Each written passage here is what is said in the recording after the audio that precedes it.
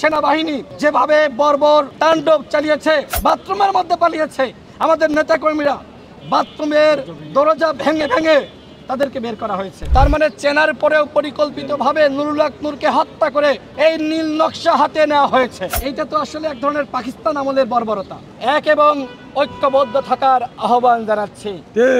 গতকাল নুরুল হক নূরের মাধ্যমে শুরু হয়েছে, এরপরে বিএনপির শীর্ষ নেতৃত্ব, জামাতের শীর্ষ নেতৃত্ব, গণতন্ত্র মঞ্চের শীর্ষ নেতৃত্ব, ইসলামিক অন্যান্য দলের শীর্ষ নেতৃত্ব, আপনাদের পালা, এনসিপির নেতাদের পালা। যদি সবাই বাঁচতে চান, যেমনি ভাবে আওয়ামী লীগের বিরুদ্ধে এক হয়েছিলেন, এখনো এখন যদি আমরা এক থাকতে না পারি, তাহলে আমাদেরকে একে একে সাইজ করা হবে।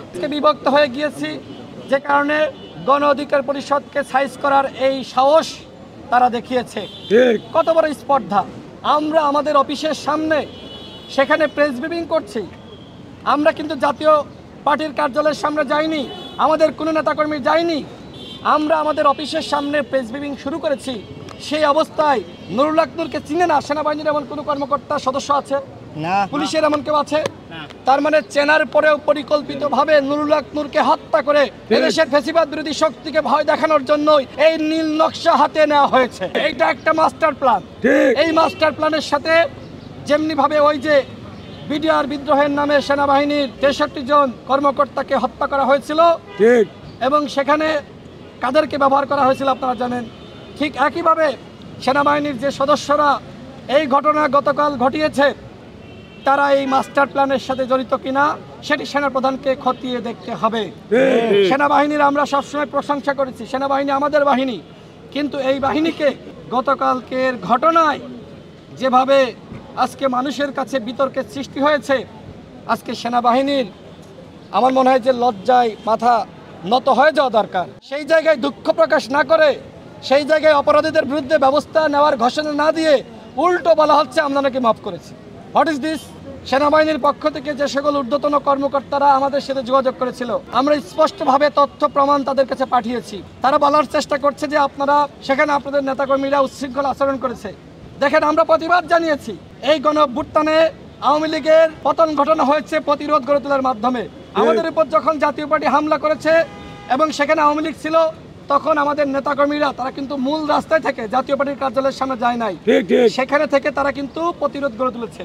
কিন্তু সেখানে আমাদের শীর্ষ নেতৃত্ব নুরুল হক নূর, আমি সহ আমাদের কেউ সেখানে ছিল না, কেউ প্রমাণ করতে পারবে না।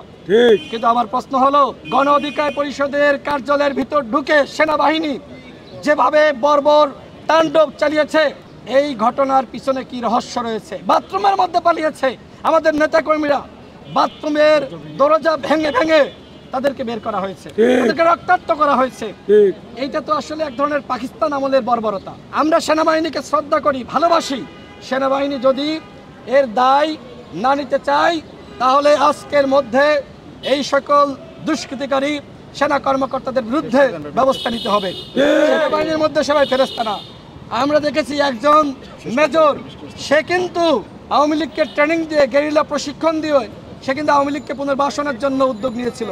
সুতরাং সেনাবাহিনী রয়েছে, তাদের বিরুদ্ধে ব্যবস্থা নিতে হবে। সর্বশেষ বলবো, গতকাল বিএনপির ভারপ্রাপ্ত চেয়ারম্যান, বিএনপির সংগ্রামী মহাসচিব এবং জামাত ইসলামের পক্ষ থেকে, এনসিপির পক্ষ থেকে, গণতন্ত্র মঞ্চ, ইসলামিক অন্যান্য দলগুলো, খেলাফত মজলিস, বাংলাদেশ খেলাফত মজলিস সহ গতকাল ফ্যাসিবাদ বিরোধী শক্তির যারা বিবৃতি দিয়ে এবং রাজপথে নেমে সংহতি জানিয়েছেন, আমরা সবার প্রতি আমাদের পক্ষ থেকে কৃতজ্ঞতা প্রকাশ করছি।